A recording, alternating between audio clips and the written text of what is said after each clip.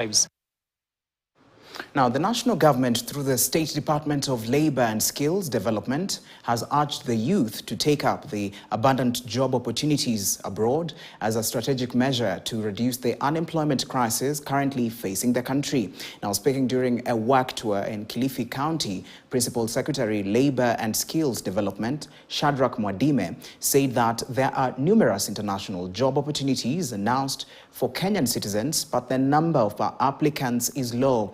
Now, according to Mwadime, Kenyans can access detailed information about available jobs abroad through the National Employment Authority. However, he warned Kenyans against illegal recruitment agencies, which leads them to immense abuse and problems. Tumekuja pia tuwaeleze vijana wetu hapa Kilifi kwamba kuna kazi nyingi zinapatikana huko ng'ambo.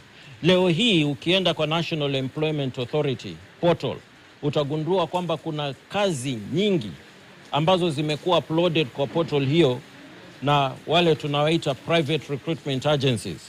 Lakini Wakenya hawafahamu kwamba kazi hizo ziko na ni kazi ambazo zinalipa vyema.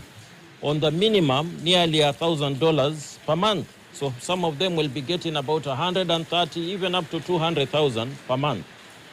And what we are doing is, we are not just encouraging them to migrate abroad and capitalize on these opportunities. We want them to go for short-term contracts so that they can come back home and invest in our local economy so that our economy expands.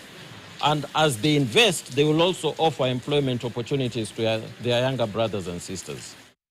Now, Kenya's expanding SME ecosystem has remained attractive for global players